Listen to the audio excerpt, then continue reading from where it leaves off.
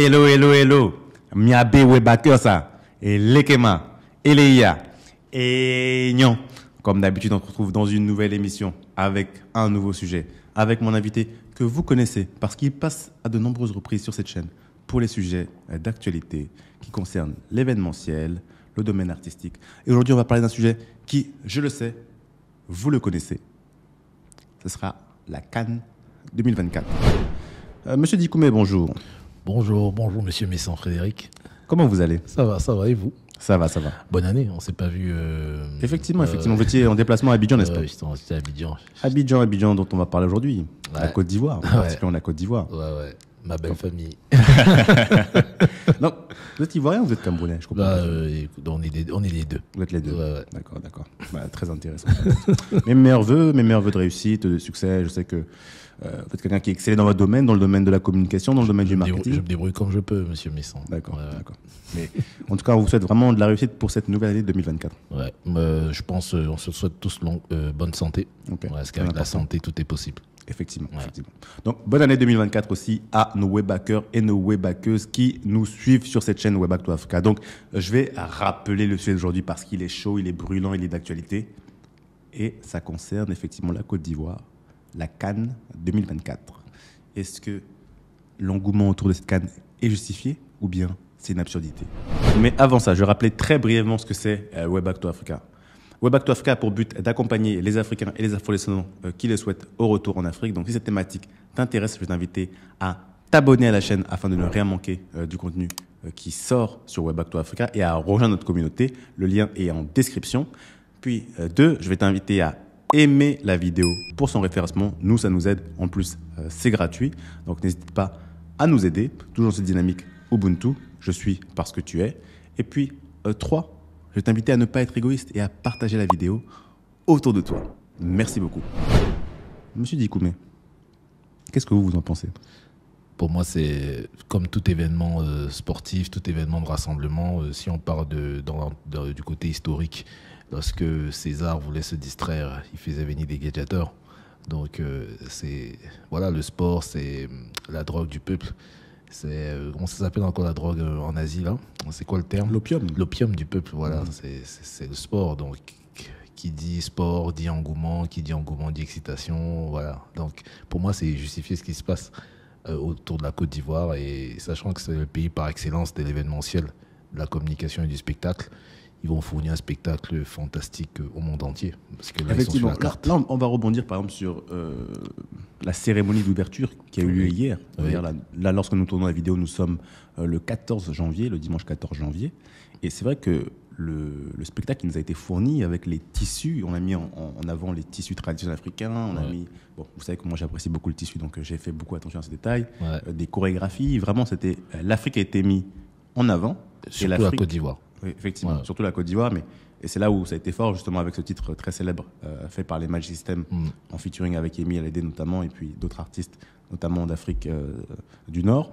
Donc, qui a voulu mettre en avant un peu toutes ces variétés de l'Afrique. Qu'est-ce que vous en avez pensé, vous, de cette cérémonie? Moi, il n'y a rien à dire. Hein. C'est vrai qu'il y a beaucoup de polémiques au niveau du continent, au niveau du Cameroun, qui n'a pas été, selon eux, ce n'était pas à la hauteur de leurs attentes, parce que, ils se disaient qu'ils allaient avoir une grosse claque de la part des Ivoiriens. Mais moi, de mon regard, et pour quelqu'un qui vit en Côte d'Ivoire, qui connaît la Côte d'Ivoire, c'était rempli de symboliques ivoiriens. C'était rempli de... Quelqu'un qui ne connaît pas la Côte d'Ivoire ne pouvait pas très bien comprendre la cérémonie d'ouverture, qui ne connaît pas l'Afrique de l'Ouest ne pouvait pas très bien comprendre la cérémonie d'ouverture, parce qu'il y a beaucoup de symboliques culturelles propres au pays. Et de manière externe, ça pouvait paraître un spectacle pas très fort pour d'autres populations africaines, et notamment celle du Cameroun, comme ils aiment bien se titiller entre eux. Mais pour moi, c'était un très bon truc. Même côté musical, comme vous l'avez dit, avec Universal, qui a conçu tout un album dédié à la Cannes, parce qu'il n'y a pas que ce morceau que vous avez écouté à Magic System. Il y a toute une pléthore de musique faite par des musiciens africains en collaboration, dédiée à la Cannes. Pour moi, en fait, en termes de cérémonie d'ouverture, le cahier de charge a été respecté. Le stade était plein. La Côte d'Ivoire était sur la carte dans un autre sens, sur le plan sportif. Pour moi, c'était nickel. Wow. C'est vrai que moi, bon, je ne suis pas habituellement un grand fanatique du football, ouais. mais c'est vrai que cette CAN 2024, j'en entends parler depuis plus de 6 mois, voire 1 an. Ouais. C'est-à-dire que des gens me disent qu'ils ont pris leur billet, qui vont aller en Afrique spécialement pour la CAN. Ils ne vont pas souvent en Afrique, mais là, cette fois-ci, ils y vont. Il y a certaines personnes qui quittent leur travail aussi pour travailler pour cette CAN-là. Oui. Donc, il y a un engouement qui a l'air d'être sans pareil. Est-ce que c'est parce que c'est le pays Côte d'Ivoire? Effectivement, vous aviez pris ce parti de dire que la Côte d'Ivoire est le pays par excellence pour être ripat. Donc, ses infrastructures, son mode de vie, etc., fascinent énormément. Est-ce que vous pensez que le fait que ce soit en Côte d'Ivoire, ça change drastiquement la donne à cette CAN? Pour moi, en fait, je parle dans une autre approche. Bon, l'approche que je mets en avant, c'est que nous sommes à l'ère du country branding. Toutes les nations qui se respectent ont maintenant compris que le pouvoir de la communication et du marketing d'un pays peut attirer beaucoup de choses. Notamment la Côte d'Ivoire a travaillé dessus, comme tu l'as mentionné, 6 mois, même pas 6 mois. Moi, bon, peut-être parce que je suis plus proche du pays que peut-être toi, mais depuis 2 ans, on en parle en fait. Depuis 2 ans, c'est travaillé. Depuis 2 ans, il y a une politique des influenceurs, il y a une politique de communication optimale, il y a une organisation en termes d'infrastructure et tout le reste.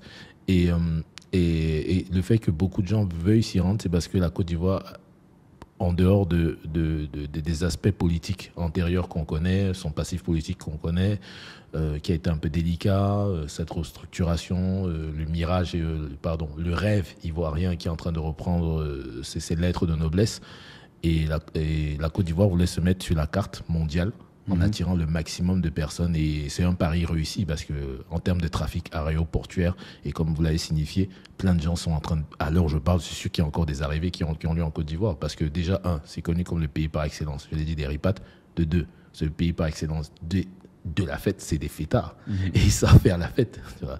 Dans tout coin de rue, tu as des maquis, tu as des bars, tu as des boîtes de nuit, tu as des restaurants, il y a de la matière pour pouvoir dépenser son argent et se faire plaisir. Et voilà, comme ils aiment souvent dire, c'est le pays de l'immaturité, donc c'est que du fun. Donc par rapport à cela, tous les Africains entendant la Côte d'Ivoire, voyant la Côte d'Ivoire sur leur feed, parce que n'importe qui est africain a dans son feed, s'il est sur un réseau social, un truc de la Côte d'Ivoire. Effectivement. Donc du coup, de facto, s'il a un peu de sous, il va se dire, il faut que j'aille voir ça parce que c'est trop quoi. Voilà. Donc c'est ça qui est assez impressionnant. C'est vrai que voilà, il y a cet engouement, les gens qui vont se déplacer, etc. Ça va générer aussi un trafic. On en a déjà parlé pour l'événement We Love EA, mais quand un tel événement qui est fait dans un pays, finalement, des gens viennent de partout du monde, ils vont dépenser, donc ça va, les hôtels vont pouvoir accueillir des gens. Les gens vont consommer local, vont découvrir la Côte d'Ivoire et pourquoi pas découvrir des opportunités notamment professionnelles, entrepreneuriales, etc. Et pourquoi pas aussi donner envie à des gens qui sont des web hackers et qui ont envie de rentrer beaucoup plus tôt. Ouais. Parce que c'est vrai qu'on a cette image parfois misérabiliste de l'Afrique lorsqu'on est dans la diaspora. Et là, lorsque les gens vont en Côte d'Ivoire, ils se prennent une claque monumentale. Ouais, le discours change direct. Déjà dès l'aéroport. Bon, moi, des fois, on dit que peut-être que j'exagère, mais pour avoir tourné dans beaucoup de pays africains, et je n'exagère pas, je suis très objectif dans ce que je dis. Quand vous arrivez à Abidjan, pour certains, malheureusement, c'est qu'Abidjan.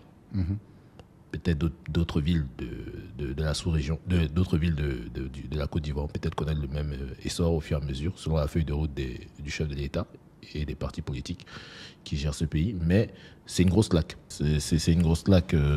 Et du coup, le discours minimaliste qu'on a sur l'Afrique, les préjugés qu'on a sur l'Afrique, quand tu arrives à Abidjan, je crois que tu vas revoir un peu ton lexique, en fait. Ouais.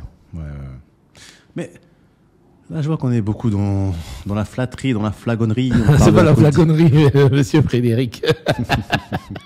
On parle beaucoup de... Ce sont les faits. D'accord. Je veux bien y croire.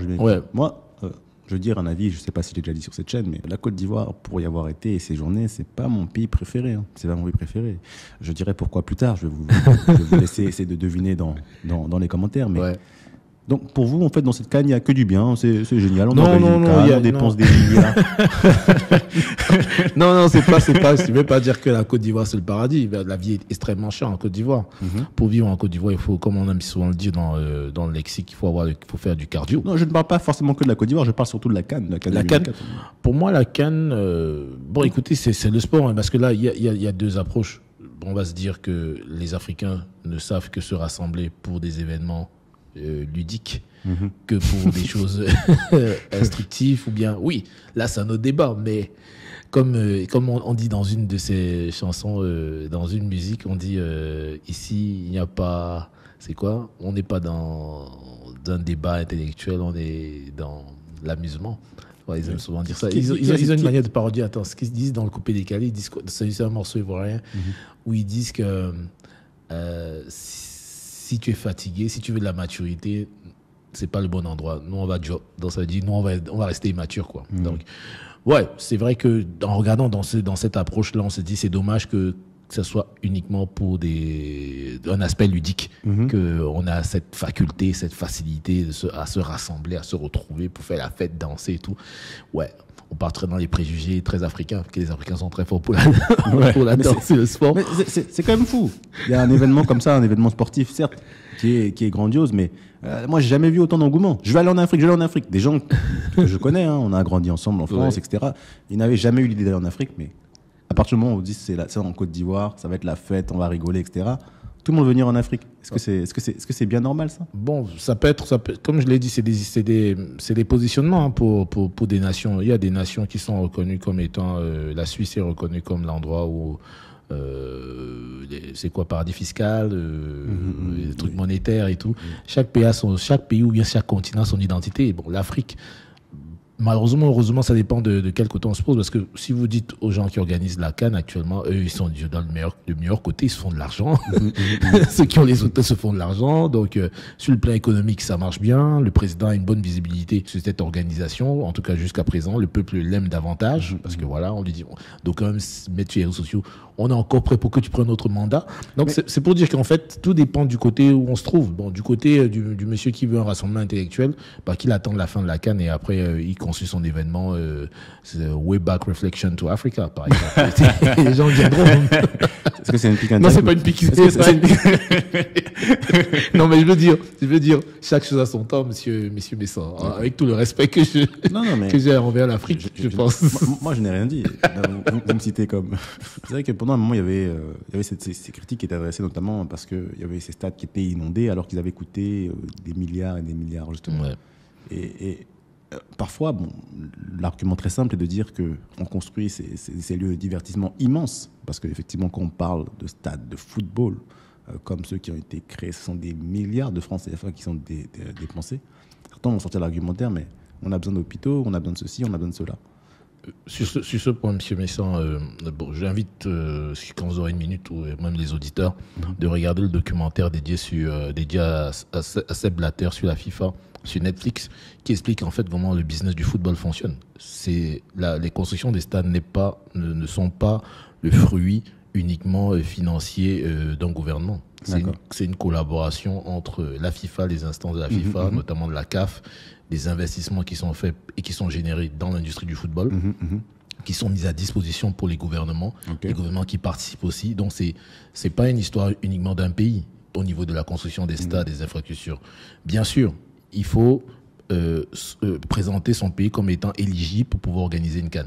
Et maintenant, il y a plein de paramètres qui sont vus sur le plan économique, sur le plan culturel et infrastructurel.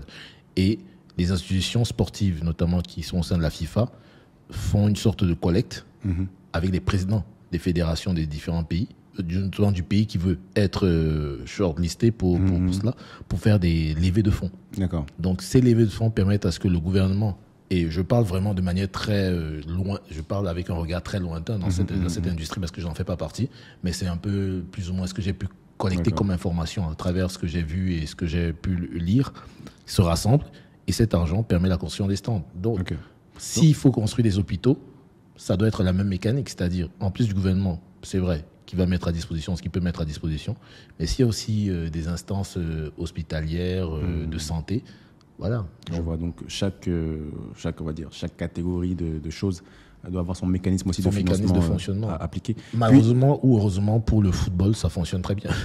Ouais. Et puis, un peu ce que j'aimerais ajouter à cela, c'est que, en fait, on parle des stades, mais il n'y a pas que les stades, il va y avoir les routes aussi pour relier ces différentes villes dans lesquelles les joueurs vont se rendre. Ces routes vont être développées pour l'événement, mais en filigrane, elles vont rester après l'événement. Tout à fait. Donc, c'est une chose aussi qui est non négligeable. Donc, finalement, d'une opportunité qui est très on peut dire très futiles. Finalement, ce sont d'autres opportunités qui se créent en reliant nos villes africaines. Et on sait, Dieu sait à quel point, justement, en Afrique, les villes sont très peu reliées entre elles. Et l'une des difficultés aussi, c'est qu'elles sont très peu développées. Or là, si on commence à développer un stade par-ci, un stade par-là, ça permet de mettre plus de visibilité sur ces différentes villes, avec des cultures et parfois des peuples aussi différents. Donc c'est une opportunité intéressante pour eux. Pour moi, la CAN, c'est une bonne plateforme. Hein. C'est un événement sportif, culturel qui met en avant un pays. C'est une très bonne plateforme de développement du pays en termes d'infrastructure, comme tu l'as dit. Relier des villes, permettre à ce que la population quitte d'un point A à un point B pour assister à un match, assurer la qualité d'électricité, la qualité d'Internet. Il y a tout un écosystème qui est mis en place. Les entreprises privées qui sont des providers de services, que ce soit Internet, électricité, de l'eau, tout le reste, eux aussi jouent leur canne, que tout se passe bien. Monsieur Dikoumé, oui. Tout ce que vous dites, c'est vrai que c'est très flatteur. Hein, je continue encore sur ce registre-là, très flatteur pour la Côte d'Ivoire. Mais vous, même si vous étiez en Côte d'Ivoire actuellement, est-ce que vous vous renderiez à la CAN? Est-ce que vous iriez à la CAN, monsieur Dikoumé? Bon, moi, je suis pas un client du football. C'est-à-dire, moi, il n'y a que si les deux équipes de cœur jouent ou gagnent un match, ça me suffit. Par exemple, le Cameroun, la Côte d'Ivoire, c'est les deux équipes de cœur que je suis. C'est les deux équipes qui font aussi beaucoup de bruit là, actuellement. Oui, parce que bon, ils aiment bien cette équipe. Je crois que c'est parce qu'ils ont des similarités en termes de comportement. Voilà, c'est deux pays qui sont très proches finalement, qui sont très proches sans être proches et lointains en même temps, parce que sur le plan géographique, Afrique de l'Ouest, Afrique centrale, Afrique centrale, mais ils ont beaucoup de similarités en termes d'attitude, de comportement. C'est des peuples très fiers, un peu chauvins de temps en temps. Je crois que le Cameroun est plus chauvin que les Ivoiriens. C'est votre avis, on verra si les Ivoiriens sont d'accord dans la partie commentaire. Mais ils ont cette similarité. Et puis ils aiment bien s'attaquer, comme ils aiment dire, ils s'attachent sur Internet. Des fois un peu avec beaucoup plus de passion que la normale. Par exemple, pour comparer ton fils à Drogba, de dire que non, moi je suis plus Drogba. Bref, ça fait partie de l'euphorie qui est autour du football et de ces deux pays, quoi. D'accord. Merci pour votre réponse. C'est une réponse aussi qui est à votre image un peu diplomate. Hein. Vous, comme on dit, vous ménagez la chèvre et le chou. Moi, pour ma part, c'est vrai qu'initialement, je ne comptais pas me rendre à cette CAN. Oui. Ce n'était pas dans mes objectifs. Je n'étais pas forcément intéressé. On m'en parle effectivement depuis des ans. On me dit, est-ce que tu vas venir à la CAN, etc. Je n'avais pas forcément eu l'envie d'y aller. Mais j'ai pris la décision d'y aller parce qu'effectivement, je pense que c'est un événement qui va rassembler de nombreux Africains, de nombreux Afro-descendants aussi, des gens qui ne sont plus africains, ça peut être des Afro-Caribéens, etc. Mais qui vont décider de se rendre en Afrique pour cet événement-là. Donc, parce que c'est un engouement majeur au sein des communautés africaines et afrodescendantes, et parce qu'il y aura beaucoup de choses à dire, je vais m'y rendre et je vous ferai un petit compte-rendu et un petit suivi de cette CAN, même si je sais que les conditions dans lesquelles je vais m'y rendre et puis la manière dont je vais me déplacer, etc., parce que la ville va être vraiment remplie, ça va être très difficile, mais pour les webhackers et les webhackeuses, je ferai cet effort de suivre la CAN au plus près. Merci. Monsieur Dikoumé, on est arrivé au bout de cette interview. Comme d'habitude, on est à peu près à une vingtaine de minutes, un peu moins de 20 minutes. Est-ce qu'il y a quelque chose que vous voudriez ajouter pour clôturer cette interview? Non, j'espère que vous allez vivre une très belle expérience, que vous allez aller en Côte d'Ivoire pour regarder cette CAN, cet événement majeur, que vous serez là à la finale aussi. Parce que c'est bien de voir la cérémonie d'ouverture. La semaine de clôture vous permettra d'avoir une vue d'ensemble sur toute l'expérience. Et effectivement, comme vous l'avez signifié avec cet engouement qui est autour, tous les Africains, les Afro-descendants qui rentrent, ça permet aussi d'avoir une autre vue d'ensemble sur... Parce que moi, j'ai toujours dit que en fait, blâmer une nation qui essaye quelque chose, c'est pas intéressant. C'est plutôt voir les good learning. Qu'est-ce que j'apprends que je pourrais peut-être adapter à mon micro-écosystème dans mon pays ou tout le reste. Donc, c'est malheureusement le petit bémol que j'ai au niveau des autres nations qui sont toujours en train de se tirer à boulet rouge. Que non, on est meilleur que vous, on est meilleur ceci, cela. Mais en fait, l'idée, c'est juste de voir qu'est-ce que l'autre réussit mieux que moi et qu'est-ce que je pourrais adapter pour chez moi, afin d'être un peu, voilà, c'est un travail de learn. Donc, ça serait bien de voir le retour que vous allez faire en termes de contenu et puis, bon, que le meilleur gagne pour la CAN. Que le meilleur gagne, voilà. Sur ces belles paroles. On va clôturer cette interview. Et comme je le disais initialement au début de la vidéo, n'oubliez pas de faire les 3 gestes qui sauvent, à savoir 1, d'aimer la vidéo. Aimer la vidéo, c'est très important pour le référencement. 2, commentez-la en disant ce que vous en avez pensé. Est-ce que vous êtes d'accord avec ça? Est-ce que vous pensez que la CAN, c'est une opportunité formidable pour la Côte d'Ivoire et l'Afrique en général? Ou bien c'est une absurdité sans nom? N'hésitez pas à nous dire ce que vous en pensez en commentaire. Et puis 3, ne soyez pas égoïste. Partagez la vidéo autour de vous. C'était Messan Frédéric Akakpovi accompagné de Monsieur Florent Dikoumé pour cette vidéo sur la CAN 2024. Et on se dit à très bientôt pour une prochaine vidéo. Et